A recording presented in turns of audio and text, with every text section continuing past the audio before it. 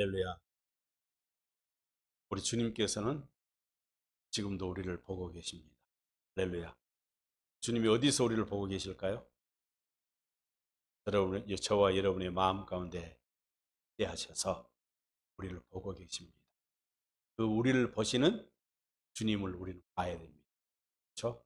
그래야만이 주님의 얼굴을 볼 때 하나님께서 그리스도의 얼굴에 비친 영광의 빛을 우리에게 그 빛을 또 비춰주십니다. 영광의 빛을 비춰주신단 말은 고린도서 4장 16절 말씀입니다. 우리에게 마음 빛을 비춰 주심으로 그 주님의 마음을 우리가 알고 깨닫게 되는. 제가 이 요나서를 오늘과 다음 주까지 두 번 걸쳐서 연속 설교를, 요나서를 제가 묵상하면서 옛날과는 전혀 다른, 제가 복음을 몰랐을 때 요나서를 설교를 했는데 그건 전혀 말씀이 달라지더라고요. 왜냐하면 내 안에 계신 주님께서 이 요나서를 통해서 많은 것을 깨닫게 해주죠. 많은 것을 깨닫게 하신다, 또 많은 것을 전할 수도 없는 일이고, 제가 성령께서 깨닫게 하신 것을 여러분에게 중요한 사항 몇 가지만 나누고자 하려고. 우리가 요나서는 이것이 선지서입니다. 소선지서, 양이 적어 소선지서라고 그러는데, 사실 이 요나서와 관련된 다른 성경과 교차되는 어떤 내용들이 나타나지 않고 있습니다. 저는 이 요나서를 그냥 우리가 일본과 우리나라 사람 반일 감정이 있잖아요. 왜? 우리나라를 식민 지배했기 때문에. 요나도 역시 아수르는 북이스라엘을 정식했던 당시의 세계 강대국이죠. 아수르의 가장 큰 도시 수도인 니느웨 성을 갖다가 가서 복음을 전하러 가니까 그런 민족적인 감정에 육신의 생각에 사로잡혀서 하나님의 낯을 보지 낯을 피해서 도망갔다는 이야기로, 물론 그 들린 것은 아니고, 이 요나서의 결론을 말하자면 이 요나서는 실존 인물이 아닐 수가 있습니다. 다른 선지자는 실존 인물이에요. 아까 그랬잖아요. 다른 말씀, 다른 선지서와 또는 역사서와 이렇게 비교했을 때 교차 검증된 내용들이 존재하지 않고 있다. 그래서 이 요나서는 어떤 실제적인 실존했던 선지자라기보다는 영적으로 깨닫기 위해서 우리에게 가르쳐 주기 위해서 하나님께서 성령을 통하여 주신 선지서라, 이렇게 이 요나서를 해석하는 신학자들도 있고, 그 말씀을 내가 그 참고서를 보면서 말이 좀 맞겠구나. 그러면 이 요나는 어떤 선지자냐? 왜 그러면 요나서라는 말이, 우리가 이제 뒤에도 여러분 내용을 잘 알고 계시지만 요나서에 대해서 결론이 없어요. 다른 서신서는 다 결론이 있습니다. 결론이 있고, 요나가 과연 끝까지 하나님 앞에 하나님의 얼굴을 보고 하나님의 말씀에 순종하고 구원을 받았냐 안 받았냐, 그런 내용이 전혀 존재하지 않아요. 그래서 때로는 어떤 신학자들은 구약의 사도행전, 왜냐하면 사도행전 역시 마찬가지잖아요. 사도행전도 결론이 없어요. 왜? 우리가 교회 시대, 성령 시대에 사는 우리들이 그 교회의 역사를 우리 스스로 교회된 우리들이 써 내려가야 돼. 사도행전에 결론이 없듯이 구약의 사도행전이 요나서 역시 결론이 없어요. 그래서 오늘 우리는 요나라는 이 선지자, 이 개인의 어떤 믿음과 신앙도 살펴보겠지만은 그 안에 요나를 통해서 하나님께서 그리스도를 보여주시고, 그리스도를 통해서 어떻게 하나님의 택한 백성인 유대인과 이방인을 구원하시는 하나님의 사랑이 무엇인가를 깨닫는 것이. 그래서 결론을 말하자면 오늘 소개하는 이 요나, 이 선지서의 저자인 요나는 과거에 있던 선지자라고 보기는 저가 여러분을 말. 그래 이 말이 해석이 되더라. 아, 내가 요나고. 이 말씀을 듣는, 이 복음을 듣는 여러분이 다시 내가 요나라고 믿어질 때 이 말씀이 그때 성령께서 기름 부음을 주십니다. 그런 전제하 이 말씀을 꼭 들으시기 바랍니다. 그러니까 요나라는 어떤 선지자의 이 선지서의 내용에다 중점을 둬버리면은 복음의 어떤 그 오실 메시아에 대한 그림자만 보여주지만 이 말씀을 주인공인 요나가 바로 놔두고 믿음을 가지고 이 복음서를 읽고 이 말씀을 들을 때 누구를 알게 돼요? 하나님의 마음과 사랑을 알게 돼요. 지난번에 우리 가족들이 여행을 간 적이 있어요. 여행을 가지고 이제 숙소에서 마지막 떠나서 이제 다른 이제 비행기를 타고 공항을 가려고 준비하고 있는데 우리 손자 하영이가 막 갑자기 슬프게 울더라고요. 너무 슬프게 울어요. 왜 우냐고 엄마가 물어보고 놀던 그 수영하던 곳에 물총을 놓고 왔다. 물 쏘는 거 있잖아요. 그것들 다 놓고 왔다는 거예요. 처음에 그랬어요. 그러니까 왜 놓고 왔냐. 엄마가 아빠가 더 가면 집에 가면 더 비싸고 좋은 거 사주는데 그래도 소용없다는 거예요. 가서 가지고 오면 안 되냐고. 슬프게 얘가 우는데 지 동생도 눈물 글썽글썽 돌리고. 그 아이가 우는 것을 보고 우리 손녀 하영이 마음이 내 마음이 딱 그러는데 그 아이가 그 장난감이잖아 물총. 그게 뭐 생명이 있어요 뭐가 있어요. 저하고 기쁘게 놀아줬는데 그것을 두고 오니까 너무나 마음이 아프다.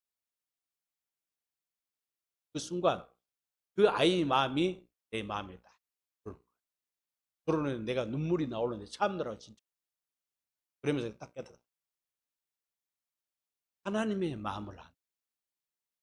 우리가 말로는 이론은 알아요. 우리가 주님의 마음을 안다는 것은 뭐예요? 부활하신 그리스도가 내게 안에 찾아오시면 그분을 믿음으로 믿는 거예요. 믿으면 어떻게 해요? 그분께서 성령으로 우리 마음에 할례를 베푸셔. 그리고 우리를 좁은 문이신 그리스도 안에 이끌고 들어가실 때 우리에게 뭘 보여주세요? 그분의 마음, 이름을 보여줘요. 그분의 이름을 보여줄 때 주님이 어떻게 나를 위해 십자가에 죽고 갈라디아 3장 1절에 보면 갈라디아 사람들아 그리스도께서 십자가에 못 박힌 너희는 보이지 않느냐? 나는 그리스도께서 우리를 위해서 십자가에 못 박히시고 고난당하시고 피 흘리시는 저 모습이 보이는데 너희는 보이지 않는다. 주님 안에 들어가기만 합니다. 주님은 우리에게 얼굴을 향하시고 주님의 뭐를 알게 돼요? 얼굴과 영광과 마음과 이름은 같은 말이 똑같아요. 그분의 얼굴을 보여주셔요. 그분의 마음을 우리에게 딱 보여주시면 어떻게 돼요? 아까 고린도후서 4장 6절입니까? 6절 말씀처럼 옷에 얼굴을 비쳤던 그 영광의 빛도 그 빛도 위대한 빛인데 하나님이 예수 그리스도의 얼굴에 비치는 그 영광의 빛을 우리 마음속에 비춰주시는 거예요. 생명의 빛이 찾아오니까 우리가 예수님을 보게 돼요. 예수님을 얼굴을 보게 돼요. 예수님의 마음을 깨닫게 돼요. 그분의 이름을 알게 돼요. 그때 비로소 우리는 사도 바울처럼 모든 것을 해로 여길 수 있는 마음이 생겨요. 세상의 지식도, 세상의 명예도, 세상의 건강도, 세상의 물질도 그 어떤 것도 그리스도를 아는 그 고상한 지식, 예수 그리스도의 마음을 아는 그 믿음 때문에 다 해로 여기고 배설물처럼 버릴 수 있는 믿음이 생기는 거예요. 이렇게 살 때 우리가 어떤 사람이에요? 그리스도 교회되어 산다. 살아있는 성전되어 산다. 천국되어 산다. 세상 거 부러울 것도 없고. 세상 종교는 그러더라고요. 사람들은 다 세상 종교는 뭘 듣고 살아야 돼요? 사람의 가르침을 듣고 살아요. 우리 기독교는 종교가 아닙니다. 진리입니다. 참 신이신 유일하신 하나님이 우리에게 약속하신 말씀이 이 말씀입니다. 그러니까 우리도 마찬가지. 오늘 여러분들이 제가 전하는 복음을 듣고 있습니다. 인간 이상태 목사의 말을 들으면 내 입을 통해서 성령께서 전하신 그 말씀을 여러분이 듣고 여러분 안에 그리스도께서 여러분을 다시 가르쳐 주시고 이걸 책임질한다 그래. 다시 가르쳐 주시고 사람의 말로 듣지 않고 하나님 말씀을 들어요. 대부분 믿는 사람들이 이런 이야기 하더라고요. 어제 주일날 가서 우리 목사님 말씀을 듣고 큰 은혜를 받아요. 우리 목사님이 가르쳐 주신 그 가르침은 설교는 너무 설교 내용이 좋고 설교가 얼마나 우리를 변하게 깨닫게 해주죠. 그러면 그 사람이 진짜 은혜 받은 것 같죠? 그런 세상 종교를 믿는 것. 세상 종교는 사람의 소리입니다. 사람이 가르침을 받고 살아요. 그러나 우리 기독교는 그게 아니에요. 우리가 믿는 하나님은 사람은 선지자의 말을 듣고 목사의 말을 듣고 사는 것이 아니라 하나님께서 내 안에 계신 주님께서 내게 하신 말씀을 듣고 살아요. 요한복음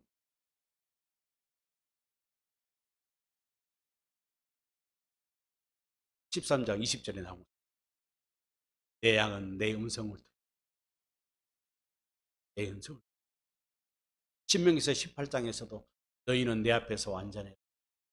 또 완전하려면 어떻게 하라고요? 내가 너 같은 모세에게 하나님이 말씀하세요. 내가 너와 같은 선지자를 세울 거야. 그 선지자의 말을 들. 사도행전 3장에서 그 선지자는 누구라고요? 예수님의 말을 듣지 않고 예수님의 얼굴을 보지 아니하고 그분의 이름을 받지 아니하고 복음이 뭔지를 알 수가 없어요. 하나님 나라가 뭔지를 알 수가 없어요. 교회의 비밀을 깨달을 수가 없는 요나 선지자입니다. 오늘 1절에 보니까 뭐라고 했어요? 하나님의 말씀이 여호와의 말씀이 아미떼의 아들 요나에게 임하니라. 2절에 너는 일어나 저 큰 성 니느웨로 가서 그것을 향하여 외치라. 그 악독이 내 앞에 상달되었느니라. 사명이 뭐예요? 너는 일어나서 니느웨에 가서 복음을 전파하라. 왜? 그들의 악이 내 앞에 상달돼야 큰 성 니느웨. 니느웨 보면 맨 2장 마지막 절에 보면요 인구가 12만 명이 되는 큰 도시예요. 그때 당시 이 성경 역사가 있었던 고대 시대에 12만 도시는 엄청난 큰 그 도시가 내 앞에 악이 상달되었으니 가서 복음을 내치라는 거예요. 그러나 3절에 보면 뭐라 했습니까? 3절에 그러나 요나가 여호와의 얼굴을 피하여 얼굴이 여호와께 하나님께서 요나에게 나타나셨어요. 얼굴을 보여주시는 거예요. 근데 그 얼굴을 예민합니다. 얼굴을 보여주셨다는 뭐예요? 너는 내 이름으로 가서 복음을 전하. 그런 말로 바꿔줘. 그런데 요나가 일어나서 다스시로 도망하려고 내려갔다. 이 다스시는 스페인을 말하는 거예요. 당시 유럽에서는 땅끝을 어디라고 그래요? 스페인이라고 그래요. 스페인으로. 사도 바울도 로마를 거쳐 어디까지 복음 전하기를 원했어요? 땅끝까지. 스페인까지. 다스시로 도망하려고 욥바로 내려갔는데 욥바라는 항구를 갔는데 아침 뭐가 있어요? 다스시로 가는 배를 만난 거예요. 우연일치잖아요. 우연일치. 자, 여기서 보세요. 하나님의 생각과 요나의 생각이 전혀 다른 거예요. 하나님은 네가 가서 니느웨에 가서 복음을 내치라. 그들이 회개할 수 있도록 복음을 내치라고 그러는데 이 요나는 싫은 거예요. 왜 그러냐? 여러분이 잘 아는 대로 이 니느웨는 당시에 아수르의 수도였는데 이 기록된 연대를 보면 아직 북이스라엘이 멸망되기 이전의 이야기입니다. 이 연대를 보면은 그러니까 그때 이 아수라라는 제국은 세계 최고의 열강 국가로서 많은 나라들을 괴롭게 하는 나라였어요. 그렇게 당연히 이스라엘을 괴롭히고 있었죠. 아직 이스라엘 쳐들어오진 않은. 그렇게 민족적인 감정이 있는 거예요. 하나님의 명령을 받던 선제로 명령을 받았지만 자기는 어떤 감정이 있어요? 민족적인 감정이 있는 거예요.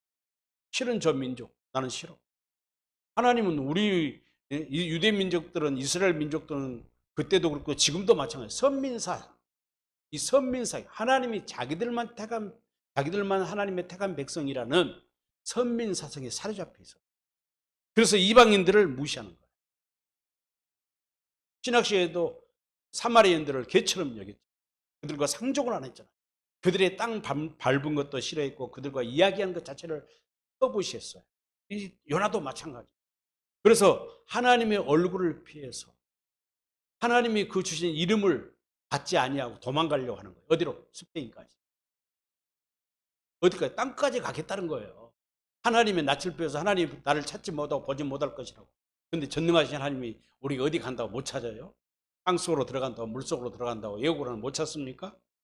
다스스로 도망갔는데 마침 요바를 갔더니 마침 다스를 가를 만난 거예요. 그러니까 요나의 입장에서 이것이 하나님의 뜻이 아닌가? 바꿔 말하면 우리가 예수 믿고 교회 다닌다고 그리스도인을 자칭하는 사람들의 어떤 우연의 일치, 내가 어떤 꿈을 꿨는데 예를 들어서 내가 복권을 사서 당첨되기를 원해서 복권을 샀는데 로또북에 당첨됐다고 생각합시다. 내가 하나님께 기도했더니 하나님이 내게 응답해 주셨구나. 이렇게 착각하고 생각할 수 있어요. 근데 하나님은 다시 말씀드립니다. 여러분 늘 강조하지만 하나님은 우리에게 이 우리의 소망, 우리가 계획하는 일들, 우리가 구하는 것들 다 관심 있고 해결해 주십니까? 아니요. 하나님의 관심은 딱 한 가지밖에 없어. 사도행전 17장. 하나님의 관심은 그리스도를 보내주셔. 우리 안에서 새 언약을 이루어서 우리가 그리스도를 머리라고 그분의 몸이 되어서 하나 되어 사는, 다시 말해서 교회 되어 사는 일에밖에 관심이 없어요. 그럼 이 요나는 내가 지금 하나님의 낯을 펴 도망하려고 하는데 아침 요바 항구로 갔더니 스페인을 가는 배를 만났어요. 다 됐다. 어쩌면 이렇게 시간이 쫙 맞다. 이게 하나님의 뜻인가? 착각할 수도 있다고 말이에요. 네. 하나님의 뜻을 모르고 육신의 하나님의 뜻을 우리가 뜻대로 사는 게 중요한데 자꾸 하나님의 뜻대로 삽니다. 말은 하나님 말씀대로 산다고 하죠. 말은 잘해요. 근데 대부분 우리는 어때요? 육신에서 내 생각과 내 뜻대로 사는 일이 너무나 많아요. 판단하고 결정하는 일. 해를 만나요. 그래서 그 말씀을 했잖아요. 3절 하반절에 보면 여호와의 얼굴을 피하여 또 나옵니다. 얼굴을 피한다는 말이 아주 중요한 말이에요. 여호와의 얼굴을 피하여 그들과 함께 다스실 가려고 뱃삭을 주고 패요. 그런데 4절에 낯을 피하여 하나님의 얼굴을 피하여 도망치는 요나에게 하나님이 또 나타나십니다. 어떻게 나타나십니까? 이제는 재난으로 나타나십니다. 큰 바람으로 나타납니다. 할렐루야. 도망친 요나에게 큰 바람으로 나타나서 그 길을 가지 못하도록 태클을 거셨어요. 바다 위에 내리신 바다 가운데 큰 폭풍이 일어나 배가 거의 깨지게 된 지. 이게 하나님의 나타나심입니다. 왜? 하나님의 뜻은 하나님이 말씀하신 것은 반드시 이루시는 분. 누구도 하나님이 계획하시고 하나님이 말씀하신 것을 저지하고 방해할 존재는 아무도 없어요. 하나님은 신실하신 분이기 때문에 절대 하신 것을 취소하거나 바꾸고. 그런데 요나를 보세요. 배가 이제 깨지게 되니까 사공들이 두려워서 각기 자기 신을 불러요. 사람이 이게 처음에 신을 부르잖아요. 절에 있는 스님들도 이기다 하면 하나님 부른다. 이기다 하면 신을 부르는 거예요. 이게 하나의 본능이에요. 인간은 누구든지 부르고 또 배를 가볍게 하려고 혹시나 이 풍랑 때문에 배가 파손될까 봐서 짐을 다 버려. 좋은 것도. 식량도 버리고 쌀도 버리고 물 과자도 버리고 다 버리는 거예요. 그러나 5절 하반절 보세요. 그러나 요나는 배 밑창에 내려가서 누워 깊이 잠자고 있어요. 왜? 착각에 빠진 거예요. 하나님이 내게 니네에 가서 복음을 전하라고 했는데 그 자식들, 우리 원수된 민족을 내가 이 복음을 도망가야 돼. 근데 마침 옆바로 갔더니 스페인 가는 배를 만나고 뱃삭을 탔는데 자기는 편하단 거예요. 잠자고 있어요. 이 요동을 세상이 하나님이 나타났는데도 낯을 피한 자이기 때문에 하나님의 얼굴을 볼 수가 있어요, 없어요? 보지 못하고 배 밑층에 내려가 누워. 이게 다른 말로 영적으로 보면 아주 최하의 영적 상태란 말이에요. 나쁜 영적 상황을 말하는 거예요. 내려가서 잠을 든지. 이 잠은 편안한 잠이야. 하나님이 주시는 잠이 아니다 그 말이에요. 예. 그래 이제 선장이 가서 이 잠을 깨는 거예요. 빨리 일어나라. 일어나라. 네가 여기서 어찌하면 네가 어찌해서 일어나서 내 하나님께 구하라. 근데 봐요. 누워 자고 있는데 선장이 그에서 이르되 자는 자의 어찌 믿냐. 내 하나님께 구하라. 네 하나님께 구하라는 거예요. 그러니까 아마 그 선장이 이 요나는 사람이 히브리인지 이스라엘 백성, 유다 민족인지 이스라엘 백성인지 알았나 봐요. 얼굴 보면 알겠죠? 그러면서 내 하나님께 구하라 그랬어요. 우리 성경은 내 하나님께 구하라. 다른 번역에 보면 그래서 네 신을 구하라 그렇게. 우리 성경 하나님께 구하라 했는데 다른 번역본은 네 신을 구하라. 이게 아마 맞을 거예요. 네가 믿는 신에게 빨리 구해라. 너도 우리 배에 있는 모든 사람이 지금 이 풍랑을 만나서 바람을 만나서 배가 깨질 위기에 있으니 살려고 신을 부르짖고 신을 찾고 부르고 있는데 너는 뭘 잠을 자고 있느냐. 네가 믿는 신을 빨리 신께 도와달라고 구하라는 거예요. 그래야 망하지 않을 것이다. 그리고는 이 재앙이 어떻게 일어나는 생각하자고 제비를 뽑아. 7절에 보면 제비를 뽑은 누가 걸려요? 연화가 딱 걸려요. 자 보세요. 이방인들이 이런 자기들이 위기를 만났을 때 그 위기를 극복하기 위해서 노력하는 모든 역사 속에서 그들을 누가 뒤에서 지금 배후에서 역사하고 있어요? 여호와 하나님께서 역사하고 있어요. 제비 뽑기를 했는데 누가 그 사람이 생각할 때는 우연히 요나가 뽑힌 것 같지만 하나님은 계획적으로 요나를 하나님의 얼굴을 피하고 하나님의 낯을 피해 도망가 배 밑창에 숨어 있는 요나를 끄집어내려고 하죠. 요나가 딱 뽑힌 거예요. 그러니까 이제 요나가 뽑히니까 사람들이 찾아와서 너는 도대체 뭐 하는 사람이냐? 너는 어느 민족에 속하는 거냐? 네 직업은 뭐 하냐? 9절 말씀 보시고 요나가 이제 대답합니다. 나는 히브리 사람이요. 바다와 육지를 지으신 하늘의 하나님 여호와를 경외하는 자로. 요나가 하나님을 믿는 사람인가 안 믿는 사람입니까? 의식적인 믿음이에요. 신약 시대에 같으면 어떤 사람이야? 바리새인과 서기관 같은 사람. 외적인 율법만 믿고 있는 거예요. 지금 이 사람에게는 하나님의 영원한 언약, 아브라함과 이삭과 야곱과 다윗에게 약속하신 영원한 언약을 믿는 것도 아니고 두 번째 언약을 믿는 것도 아니고 새 언약을 믿는 것이 아니에요. 첫 번째 언약을 믿고 있어요. 모세에게 줬던 그 경외하는 자로다. 그래서 10절 보세요. 자기가 여호와의 얼굴을 피할 의미인 줄 알고 그들에게 말하였으므로 우리가 알고 심히 두려워하여 이르기를 내가 어찌하여 그렇게 행했느냐. 어떻게 너는 여호와의 얼굴을 피해서 도망가느냐. 책망을 해. 책망을 해. 배가는 이제 태풍을 만나서 배가 깨질 위기에 있는데 책망을 합니다. 그러면 이제 선장이라 사람들이 그러면 너를 도대체 어떻게 해야 이 배다가 잠잠할까 물어보니까 12절 나를 들어 바다에 던지라. 자기가 죽고자 그때에서 하나님께서 이 모든 하나님의 역사는 깨닫게 됩니다. 나를 바다에 던지면 너를 위하여 잔잔하리라. 너희가 이 큰 폭풍을 만난 것이 나 때문인 줄을 내가 아노니. 알기는 아는데 아직도 뭘 몰라요? 생명이 없어요. 이 사람한테는. 육적인 어떤 지식적인 하나님을 알고 있어요. 네. 하나님, 여호와 하나님은 어떤 하나님이에요?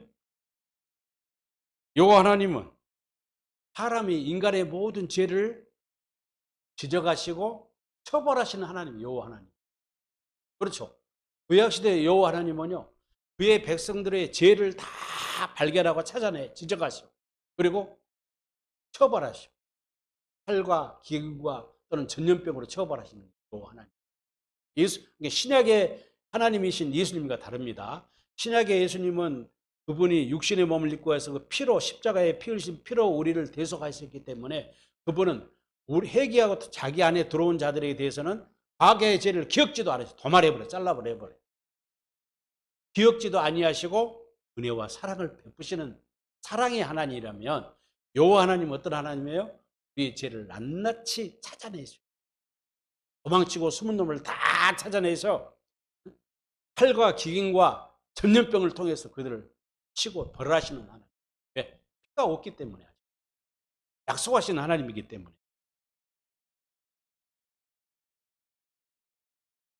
그래서 결국 어떻게 돼요?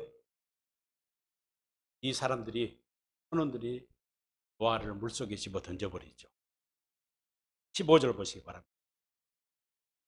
15절.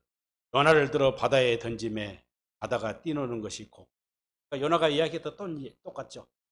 나를 물속에 던지면 바다가 잔잔해. 요나가 회개한 거예요. 회개. 뉘우친 거예요. 회개했어요. 자기가 하나님의 낯을 피해서 도망감으로 자기가 하나님 앞 도망가는 나를 하나님이 도망가지 못하도록 재앙을 내는 거예요. 그때 알고 회개를 한 거예요. 왜? 자기가 회개 안 하면 이 모든 사람이 피해를 입게 돼요.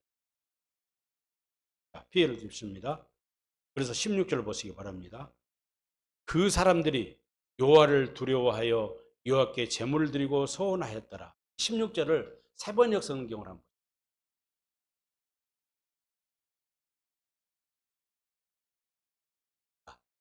읽겠습니다. 시작. 사람들은 주님을 매우 두려워하게 되었으며 주님께 희생 제물을 바치고서 주님을 섬기기로 약속하였다. 보세요. 이게 이제 놀라운 일이에요. 하나님의 선지자를 부름을 받는 이 요나는 여호와의 얼굴을 피하여 도망갔지만 이 요나가 저지른 이 죄로 인하여 풍랑을 잠잠케 하시는 하나님이 그 요나를 던짐으로 잠잠케 하를 보고 이방 사람들이 하나님을 두려워하게 됐다. 다른 말로 하면 경외하게 됐다. 그리고 하나님께 뭘 드렸어요? 희생 제물을 드립니다. 그 배 안에서 짐승을, 산 짐승을 잡아서 피를 흘려서 하나님께 드렸다는 거예요. 그들이 뭐예요? 요나는 하나님의 낯을 피했지만 배에 탔던 선장을 비롯한 많은 사람들은 오실 메시아를 보게 되었다. 그렇기 때문에 어떻게 해요? 주님을 이름을 바꾸면 예수님을 섬기기로, 그리스도를 섬기기로, 하나님을 섬기기로 약속하여 믿기로 작정하였다. 할렐루야. 하나님이 뭐예요? 요나에게 한 일이지만 우리에게 깨닫게 하는 거예요. 이스라엘 당시에 히브리인들이 깨닫게 하는 거예요. 너희만 택한 민족이 아니라는 거예요. 내가 너희 조상 아브라함을 택하고 믿음에서 세웠지만은 육에 속한 자들을 내가 구원하려고 아브라함을 택한 것이 아니라 영적 이스라엘, 영적 아브라함의 후손들을 위해서 내가 구원하는 하나님이라는 걸 가르쳐주고 있는 거예요.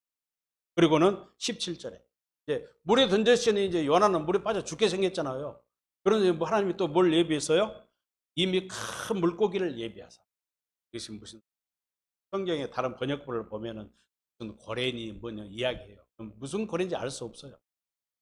아까 말했잖아요. 이 요나서는 성령께서 하나님이 성령을 통해서 영적인 하나의 선지서이기 때문에 사실에 기반한 것이 아닐 수 있기 때문에 이 큰 물고기를 예비했다는 것. 큰 물고기를 어떤 면에서는 노아의 방주처럼 교회를 상징할 수 있습니다. 물고기라는 것. 고래가 됐든 무슨 이야기할 수 없어요. 예비하사 요나를 삼키게 하심으로 요나가 밤낮 3일을 물고기의 뱃속에 있느니라. 3일 동안 물속의 뱃속에 있었다. 이 말을 보면 우리는 이제 예수님께서 하시는 말이 나와요. 우리 이제 예수님께서 하신 말씀을 보기. 마태복음 12장 38절 한번 보겠습니다. 마태복음 12장 38절에 보면 그때 서기관과 바리새인 중 몇 사람이 말하되 선생님이여 우리에게 표적을 보여주기 원합니다. 여기서 서기관과 바리새인은 어떤 사람들이에요? 서기관과 바리새인. 그 앞절 한번 보겠습니다. 22절 한번 보세요. 22절을 보면은요. 예수님께서 그 귀신 들려 눈물고 올 말 못한 사람을 데리고 왔건을 예수께서 고쳐주신 사건이 있습니다. 그렇죠? 귀신 들려 눈물고 말 못하는 사람을 데리고 왔건을 예수께서 고쳐주심에 그 말 못하는 사람이 말하며 보게 된지라. 그런데 이 놀라운 하나님이 예수님께 보여준 표적을 보고 두 가지 반응이 나와요. 두 종류 반응. 23절 보면은 우리가 다 놀라 이르되 이는 다윗의 자손이 아니냐. 할렐루야. 다윗의 자손이 아니면 영원한 언약을 이루려는 다윗의 후손으로 오실 메시아가 아니면 이 일을 할 수 없다는 거예요. 믿은 거예요. 그런데 24절 보세요. 바리새인들은 누구보다 율법에 엄격한 지파잖아요. 철저하죠. 사도 바울이 여기 출신이니까 듣고 이르되 네가 귀신의 왕 바알세불을 힘입지 않고는 귀신을 쫓아내지 못한다. 이런 사람들. 그러면서 33절을 보세요. 그냥 30. 아무도 좋고 열매도 좋자 하든지 아무도 좋지 않고 열매도 좋지 않다 하든지 하라. 그 열매로 남을 하라. 여기 보세요. 23절에서의 무리들은 다윗의 자손이라는 사람들은 아무도 좋고 열매도 좋은 사람. 그런데 34절에는 바리새인들은 아무도 좋지 않고 열매도 좋지 않은 사람이에요. 겉으로 보기는 누가 더 열매가 나무가 더 좋아요? 바리새인들이 좋죠. 종교 지도자니까. 철저히 율법을 지키는 자들이지. 아까 무리들은 일반 백성이요. 예수님의 복음 전함을 보기 위해서 모여든 사람들 뿐이. 그러면서 뭐라 했어? 34절에 독사의 자식들아. 독사의 누구에게? 이 바리새인들을 향하여 독사의 자식들아 했어요. 그래서 39절에 보면 이렇게 하는 거죠. 39절. 예수께서 대답하여 이르시되 표적을 보여달라고 그러니까 서기관과 바리새인들이 예수께 악하고 음란한 세대가 표적을 구하는. 자꾸 표적을 구하는 사람은 누구라고요?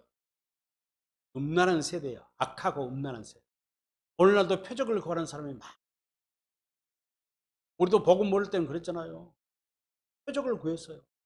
저도 목사 처음 돼가지고 개척할 때는요, 표적을 일으켜야 능력인 목사라고 생각한 거예요. 능력이 없으면 목사도 아니라고 생각해서 그 표적 무슨 은사 세미나도 찾아가 보고요. 밤낮 강대산에 엎드려서 기도를. 하나님 내게 된 능력, 내게 표적을 좀 나타내 주세요. 성도들이 아플 때 예수 이름으로 기도하면 낫게 해주세요. 딱 기도를 하고 해요. 표적을 구해요. 그런데 예수님은 그런 사람을 향하여 뭐라고요? 복음을 알지 못하고 율법에 사로잡혀서 하나님의 예수님을 영광을 나타내고 예수 이름을 나타낸 것이 아니라 모르니까 말은 예수 이름을 빙자하고 하나님 이름을 빙자하고 내 능력을 나타내고 이런 사람 뭐라고요? 악하고 음란한 세대가. 그래서 예수님이 뭐라고 단칼에 딱 잘라. 선지자 요나의 표적밖에는 보일 표적. 그렇게 이 요나서는 아주 짧은 선지서이지만 예수님께서 이것을 갖다가 들이댄단 말이에요. 그러면서 40절에 요나가 밤낮 사흘 동안 큰 물고기 뱃속에 있었던 것 같이 인자도 밤낮 사흘 동안 땅속에 있으리라.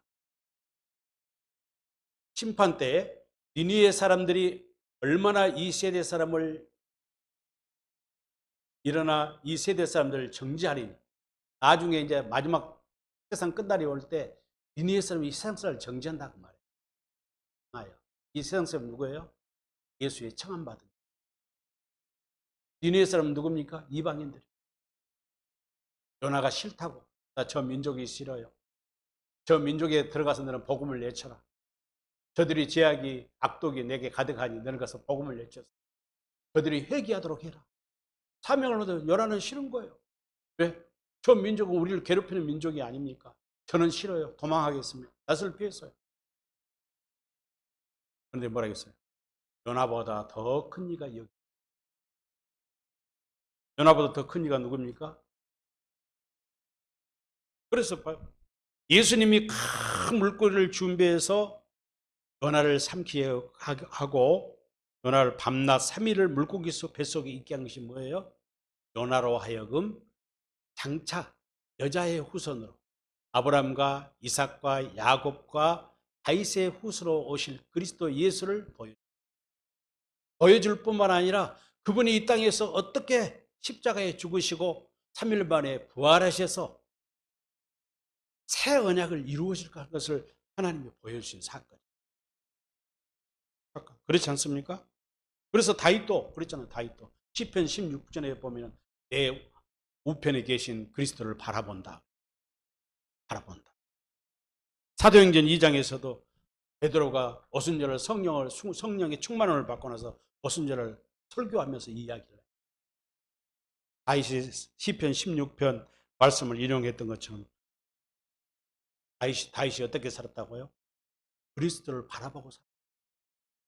그리고 그리스도를 바라보고 살았을 뿐만 아니라 그리스도를 보고 살았다 뿐만 아니라 그리스도의 부활을 믿고 살았다고 증거하고 있어요.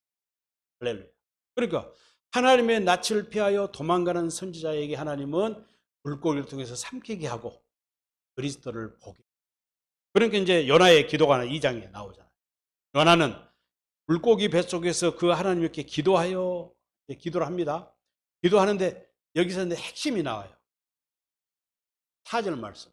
기도 내용의 4절 말씀 보겠습니다. 내가 말하기를 내가 주의 목전에서 쫓겨났을 주의 목전은 주님의 면전 앞에서 쫓겨났을 전에 면전. 이 말은 얼굴을 낯을 피해서 주님의 얼굴을 보지 않고 도망갔다 이 말이에요. 목전에서 쫓겨났을지라도 다시 주의 성전을 바라보고. 할렐루야. 하나님의 성전 되시잖아요. 그리스도가 성전이잖아요. 너희가 성전을 헐라. 내가 3일 안에 세우리라. 그때 당시에 예수님의 제자들도 그 말이 무슨 말인지 몰랐어. 46년 동안 지은 헤롯 성전을 헐라고 그러니 헐은 데마도 이게 한두 달 걸려 헐 텐데 헐어버리면 3일 안에 세운다니까 무슨 말인지 몰랐어요. 그런데 제자들이 나중에 부활하신 후에야 예수님이 자신의 육체를 가리키는 그때서 안 거예요. 성전을 이건 무슨 말입니까? 여러분 잘 보세요. 이 말이 역대하 6장 21절에 나옵니다. 역대하 26장 21절에 보면 솔로몬이 하나님의 성전을 읽고 하나님의 언약궤 여호와의 이름을 안치한 다음에 백성들을 축복하고 그 다음에 기도를 하는 내용이 나와요. 26장 21절에 보면 주의 종과 주의 백성 이스라엘이 이곳을 향하여 기도할 때 주는 그 간구함을 들으시되 주께서 계신 곳 하늘에서 들으시고 들으사 사하여 주시옵소서. 이 말씀이 나와요. 요나는 자기가 이 물속에 뱃속에 들어가 있는데 고기가 사람을 삼키면 사람은 녹아져 없어질 거 아니에요. 우리가 생리학적으로 과학적으로 생각한다면 지금 자기가 분명히 물에 던졌는데 큰 물고기가 자기를 삼켜버린 거예요.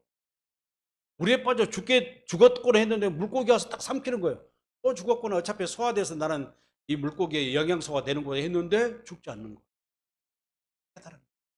뭘 보는 순간 그리스도를 하나님이 보여준 거예요. 물고기 속에서 예표니까 진짜 표적이 살아있는 표적이니까. 그래서 뭐라 했느냐, 다시 주의 성전을 바라보게 되었어요. 솔로몬에게 약속했던 그 말씀이 생각났던 거예요. 어디지 너희 그 솔로몬이 기도할 때 그러잖아요. 우리 백성들이 하나님 응답할 때도 그렇습니다. 우리 백성이 기근을 만나든 전쟁에서 포로로 끌려가든 질병을 만나든 어떤 위기에 처하든 간에 이 성전을 향하여 성전을 향하여 기도한다는 무슨 말이에요? 성전에는 누가 있어요? 만군의 여호와의 이름 언약궤가 있어요. 예수의 이름이 있잖아요. 다른 말로 말하면 내 안에 오신 그리스도의 이름으로 하거든. 그 말이에요. 똑같아요. 성전을 바라보았나이다. 그리고 6절 말씀 보세요. 내가 산의 뿌리까지 내려가 싸우며 땅이 그 빗장으로 나를 오래도록 막았으나 그리스도의 죽음에 참여했다고 말해요. 나를 오랫동안 막고 참았으나 주께서 내 생명을 구덩이에서 건져내셨나이다. 그리고 7절 내 영혼이 내 속에서 피곤할 때 내가 여호와를 생각하였다. 여호와를 생각했다는 뭐예요? 여호와의 얼굴을 보기를 다시 원한다. 하나님의 성전을 보니 내 기도가 주님께 이르렀사오며 주의 성전에 미쳤나이다. 내가 부활하신 그리스도로 내가 그분 안에 들어가게 되었네. 복음으로 해석하자면 그러면서 9절 마지막 절에 구원은 여호와께 속하였다. 할렐루야. 모든 구원은 여호와께 속하였다. 그럴 때 이제 10절 말씀 하이라이트죠. 여호와께서 그 물고기에 말씀하심에 요나를 육지에 여기서 뭘 체험하는 거예요? 부활을 체험. 우리에게 적용해봐도 되겠잖아요. 우리가 하나님을 싫어하고 하나님의 은혜를 구하지 아니고 내 마음대로 살다. 하나님의 태클이 우리에게 들어옵니다. 그래서 내가 늘 두려운 말씀입니다. 로마서 1장 28절에 보면 그들의 마음이 하나님을 듣기를 싫어하며 하나님께서 그들을 성실한 마음대로 내버려 두고 합당하지 못한 일을 말하면 합당하지 못한 부패한 마음으로 살다. 부패한 마음대로 살게 한다. 우리의 마음에 하나님의 마음을 두고. 이건 무슨 말이에요? 복음을 모르고 사는.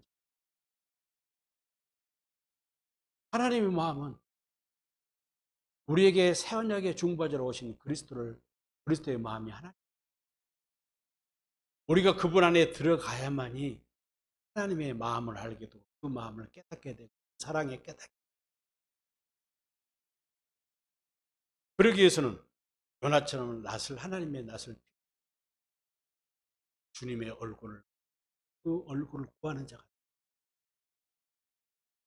그 얼굴을 구할 때 주님 하나님께서는 그리스도의 얼굴이 비치 그 영광의 빛 우리 마음속에 다 비춰주십니다. 그 생명의 빛이 우리 마음속에 비칩니다. 주님의 그 사랑, 영원한 생명의 사랑이 마음속에 들어오신다. 그럴 때 우리는 어떤 사람이 돼요? 부활의 산 증인이 되고 부활의 복된 삶을 살고 있습니다. 기도하겠습니다. 하나님 아버지 감사합니다. 오늘도 우리가 부족하고 연약한 우리들 변화서를 깨달았습니다. 아무리 하나님의 얼굴이 낯을 따르고 하나님의 택함받은 자 하나님의 만을 벗어날 수 없다. 하나님은 약속하셨기 때문에 만세전에 우리를 하나님의 귀한 은혜들로 하시기로 약속. 우리를 비록 낯을 펴 곁길로 갈지 우리를 다시 돌이키도록 역사하시는 그 중심에는 그리스도의 새언약의 중보자신 그리스도의 새언약의 일꾼의 역사가 새언약의 이루심의 역사가 우리 안에서 나타나게 되겠습니다. 하나님, 이 놀라운 복음의 비밀을 깨닫게 하시니 감사합니다. 영광 홀로 받으옵소서. 예수님의 거룩하신 이름으로